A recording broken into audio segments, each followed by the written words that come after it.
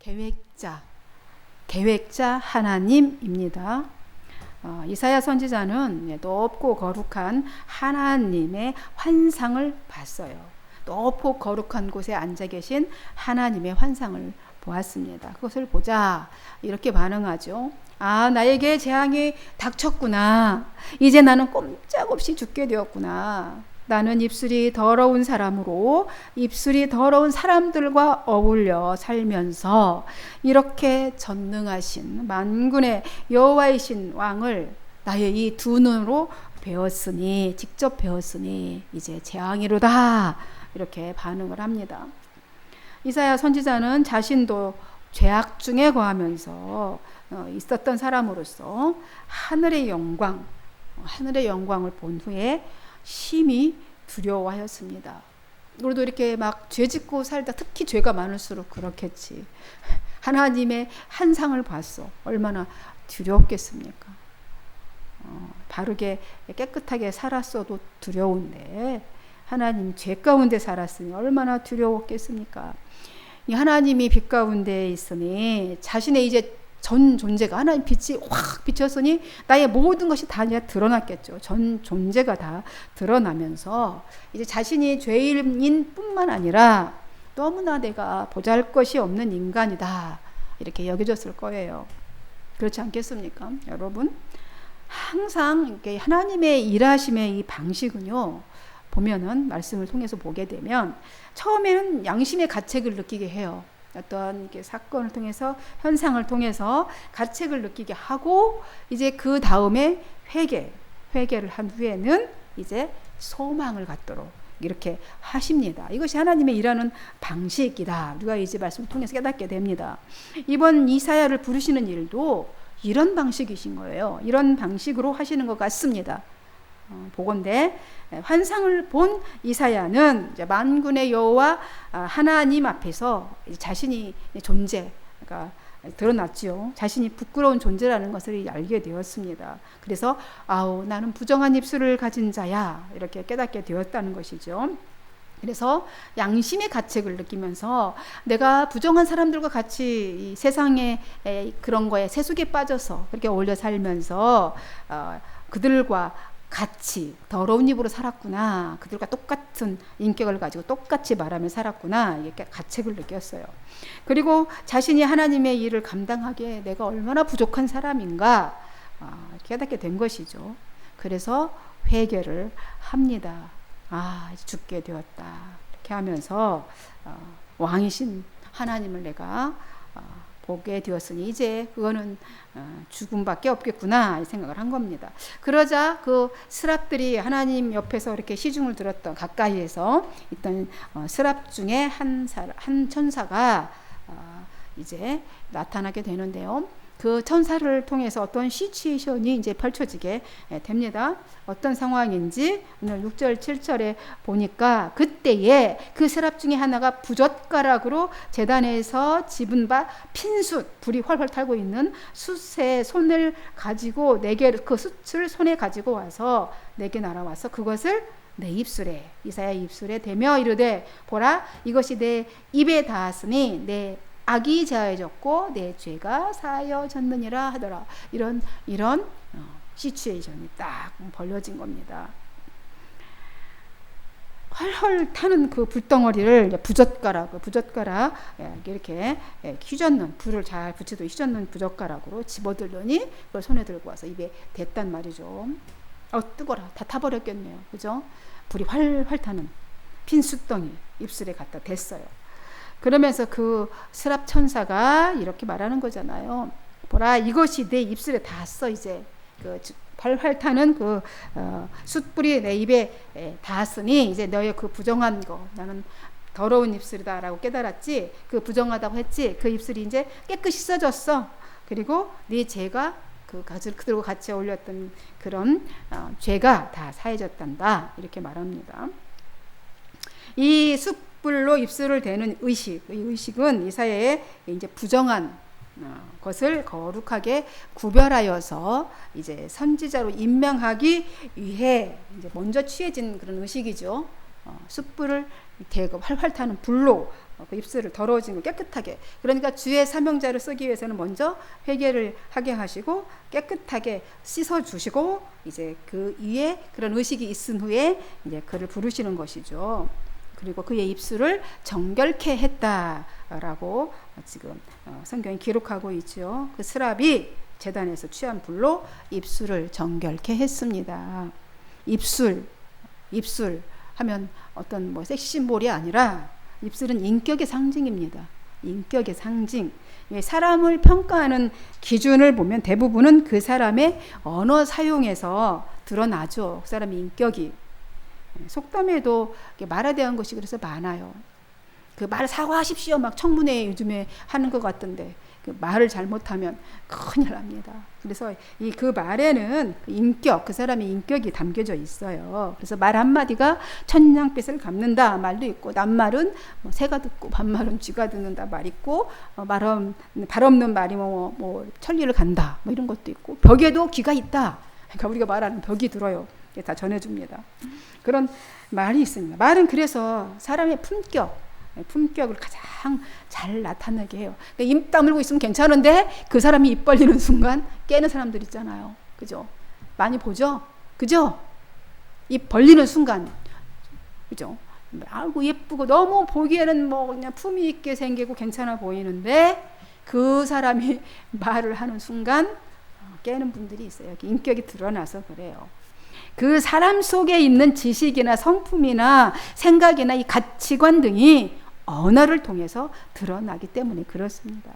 그래서 입술에가 핀 숯을 딱 댄 것은 인격, 그러니까 인격을 변화시켰다는 것이죠. 따라서 이 의식을 행했기 때문에 이사야의 입이 뭐 이제 잘못 해석하는 사람들 있잖아. 입이 이제 이전에는 더러웠는데 이제 정하다 이런 것이 아니라 이사야가 유다 백성에게 선지자로서의 사명을, 이미 선지자였는데 사명을 더 완전히 하도록 하기 위해서 인격을 변화시키신 것입니다. 그 의식인 거예요. 그 스랍을 통해서 보여준 그 시츄에이션이. 왜냐하면 이사야는 이미 예언자로서의 사역을 수행하고 있던 중이었고요. 그리고 훗날에 그래서 이 체험은, 이사야가 한 이 체험은 환상 중에 체험한 거잖아요. 훗날에 선지자로서 그리스도의 희생과 고난을 예언하게 하게 되는 것입니다. 이 환상을, 이런 체험을 함으로써 고난받고 십자가를 지고 골고다 언덕을 오르시는 예수 그리스도를 미리 보게 되는, 미리 보고 만나게 되는 그런 사건이, 그런 체험이 이어지게 되는 것이죠. 이사야 선지자도 이렇게 예수 그리스도를 만났기 때문에 소명을 완수할 수 있는 능력을 소유하게 된 것입니다. 이 천사를 통해서 입술이 정해진 인격의 변화가 생겨서 인격이신 예수님을 미리 보게 되는 것이죠.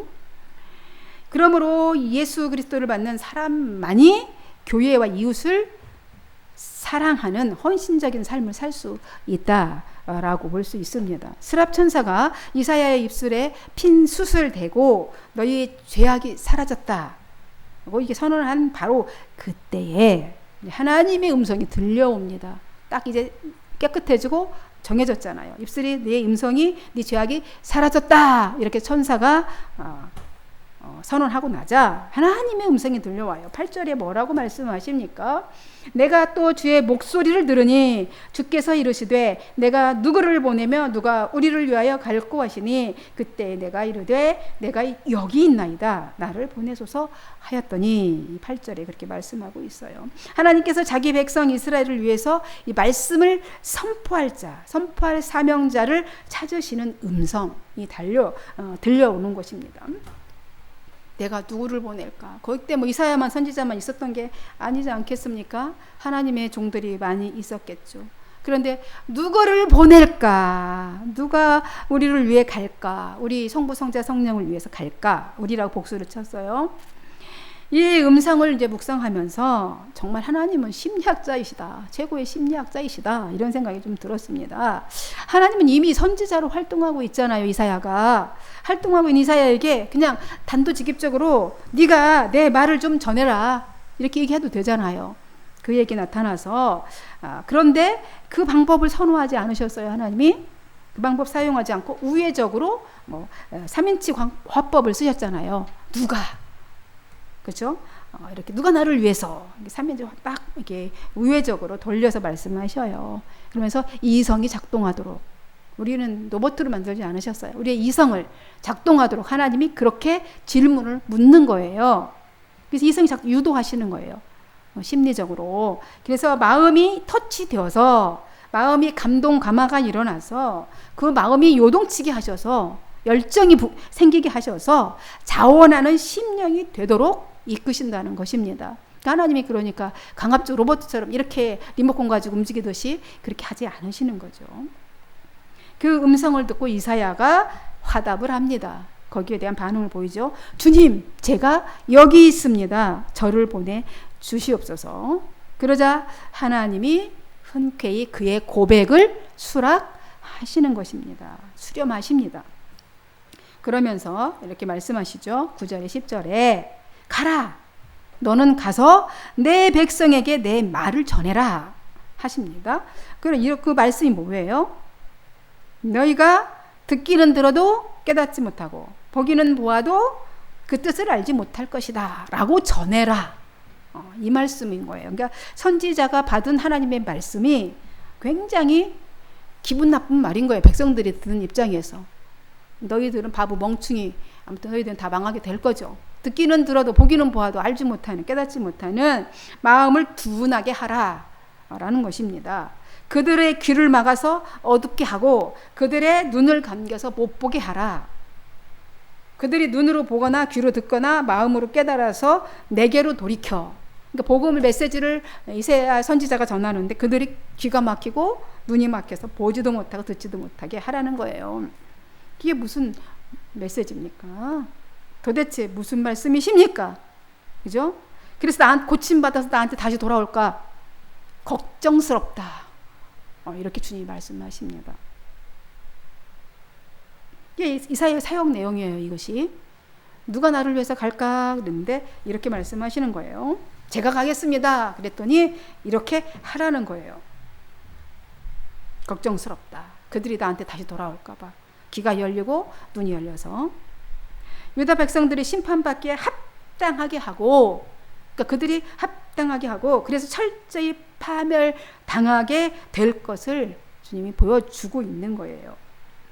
이사야가 그 앞으로의 사역이 어떻게 펼쳐질지 참으로 예상되는 말씀인 것이지요. 참으로 고달픈 사역이 시작됩니다. 이사야의 사역이 결국 죽음도 톱으로 켜서 므낫세에 의해서 죽게 되지 않습니까? 발가벗고 얼마 동안 또 지내라. 너네들이 수치와 직접 당하도록 하십니다. 이사야의 사역이 얼마나 정말 힘든 사역이 펼쳐질지가 여기서 나타나고 있어요. 하나님의 소명을 받은 예언자로서 하나님의 말씀을 외칠지라도 백성들이 전혀 상관하지 않을 것이고, 하나님은 사람들의 그 악행에 대해 더 이상 심판하지도 않으시고 죄악 중에 내버려 두시는데, 그때에도 이사야 선지자는 좌절하지 말고 네가 다 그런 거 다 보게 될 건데 그냥 세상이 어떻지 좌절하지 말고 끝까지 외치라는 거예요. 그냥 세상이 어떠든지 너를 어떻게 하든지 그들의 죄악 중에 내버려 두셔서 회개하지 못하도록 섭리하시는 것. 하나님은 심판의 방법을 이렇게 택하신 거예요. 이것이 하나님의 심판의 방법이에요. 그러니까 아무 일도 없다. 나에게 내가 죄졌는데 아무 일도 없다. 저주인 거예요. 심판인 것입니다. 유다 백성에 대한 하나님의 사랑과 기대가 큰 만큼, 그죠? 하나님이 내 백성 정말 인도해 주시고 보호해 주시고 지켜주셨던 내 백성 너무너무 끔찍하게 사랑하고 법도 주시고 했던 그 사랑, 그러면서 기대를 한 거죠. 하나님의 나라를 이 땅 가운데 가나안 땅에 세우고자 하나님이 너는 나의 백성이 되고 나는 너의 하나님이 되어서 그렇게 아름다운 그 통치하는 하나님의 나라 이 땅 가운데 세워보시고자 하셨던 그 기대 컸습니다. 하나님의 꿈이 있었어요. 근데 그 큰 꿈만큼 그 실망도 컸지 않겠습니까? 그 실망이 큰 만큼 진노도 크다는 것을 알게 됩니다. 이것을 알게 된 이사야, 하나님의 마음을 공감했습니다. 그래서 이사야는 뜨거운 사명감을 갖게 되는 거죠. 뜨거운 하나님을 향한 열정, 그런 또한 하나님이 맡겨주신 그 일에 대한 사명감을 가지고 이렇게 물어요. 그럼 주님, 어느 때까지 그냥 내버려 두시냐는 거예요. 어느 때까지입니까? 어느 때까지? 질문해요. 자기 민족의 구원을 위해서 자기는 그들을 돌이키기 위해서 얼마나 많은 시간과 또 노력을 투자해야 하는지 본인도 궁금하지 않겠어요? 내 사역이 도대체 언제까지 이렇게 해야 됩니까? 묻는 거잖아요. 언제까지? 자기 사명과 그 기간 물어요. 그러자 하나님은 그 질문의 의미가 무엇인지 알죠. 다 아시고 이렇게 장차 되어질 일에 대해서 이제 말씀하십니다. 그게 11절부터 13절까지예요. 내가 이르되 주여 어느 때까지니까 하였더니 주께서 대답하시되 성읍들은 황폐하여 주민이 없으며 가옥들에는 사람이 없고 이 토지는 황폐하게 되며 여호와께서 사람들을 멀리 옮기셔서 이 땅 가운데 황폐한 곳이 많을 때까지니다. 이렇게 지니라 이렇게 말씀합니다. 그리고 그 중에 10분의 1이 아직 남아 있을지라도 그것도 황폐하게 될 것이나 밤나무와 상수리나무가 배임을 당하여도 그 그루터기가 남아 있는 것 같이 거룩한 씨가, 그 멸망 중에도 거룩한 씨가 있을 건데 그 거룩한 씨가 그냥 구루터기다 이렇게 이야기를 하십니다. 그러니까 그들의 성읍들이 모조리 황폐하여도 아무도 살지 않을 때까지 얼마나 오랫동안 그렇게 하실 것이냐 물었더니 그 성읍들이 모조리 황폐해서 아무도 살지 않을 때까지, 황폐해질 때까지, 파괴되어서 한 사람도 없어 빈집이 다 될 때까지, 그들의 땅이 마구지 밟혀서 황무지가 될 때까지 나 주 여호와가 그 백성들을 포로로 만들어 먼 나라를 흩어버려서 그 먼 온 땅이 다 버려질 때까지, 그때까지 내가 반드시 그렇게 하고야 말겠다라고 말씀하시는 겁니다. 그래서 그 백성 중에서 10분의 1이 살아남는다 하더라도 그들마저 결국은 다 불에 타서 죽고 말 것이고, 그러나 거룩한 씨가 남아서 그 땅에 구루터기가 될 것이다. 완전히 멸망을 시키지만 거룩한 씨가 그 안에도 있어서 그 말씀을 이어갈 것입니다. 황폐화될 때까지 남겨질 동안, 10분의 1 남겨질 동안 심판이 임하여서 멸망 당하는 거죠. 계속해서 계속 멸망의 길로 가게 내버려 두시는 겁니다. 악인에 대한 심판이 얼마나 철저하게 행하여지는지를 말씀합니다. 환난과 저주에서 요행히 이제 살아난 10분의 1도 심판에서 제외되지 않는다는 거예요. 그냥 그 심판 어떻게 살아남았는데 그들도 제외되지 않습니다. 그들마저 다 타게 타 죽고 말입니다. 불에 타서. 그러나 밤나무나 상수리나무가 잘라내도 이제 다 잘라내도 그 나무 구루터기는 있잖아요. 벌목을 해서 베내도 그럼 거기서 또 새싹이 나오거든요. 그런 것처럼 남아있는 거룩한 씨가 이제 그 땅의 구루터기가 될 것이다. 그래서 거룩한 씨는 세상이 아무리 타락할지라도 거기에 물들지 않고 항상 의를 지키는 사람을 말합니다. 지금 우리 거룩한 씨, 세상에 어떠한 바람이 불어도 거기에 휩쓸리지 않는 하나님 말씀 앞에 바로 서 있는 그 사람을 우리 씨, 거룩한 씨, 그루터기다 말하는 것입니다. 여러분, 의인은 많을까요, 적을까요? 극소수입니다. 극소수. 생각했던 것보다 극소수예요. 소돔과 고모라에는 의인 10명이 안 돼서 그 대단한 발전된 그 도시 소돔과 고모라, 그 당시에 정말 물된 동산같이 아름다웠던 그런 도시, 의인 10명이 안 됐습니다. 그래서 멸망했어요. 세상에 의인이 없다고 우리가 세상을 바라보며 한탄할 것이 아닙니다. 세상에 의인이 없기 때문에 내가 의인이 되도록 힘써야 되는 거죠. 내가 의인 되면 되는 거예요. 세상에 의인이 없어서 망한다라고 하지 말고 내가 의인이 되면 되는 겁니다. 세상을 구하는 것이 훌륭한 정치 기술이나 위대한 인물이 하는 것이 아니라 거룩한 씨를 가진 사람이 구한다는 거예요. 세상을. 예수 그리스도의 의를 전가받은 성도는 하나님께서 결코 버리지 않으시고 지키실 것을 약속하셨습니다.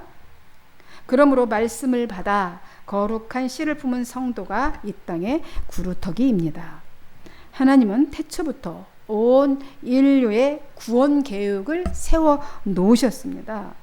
그 계획은 바로 탁월하고 놀라운, 반드시 실행되어 완성될 그런 계획이었습니다. 이게 바로 십자가죠.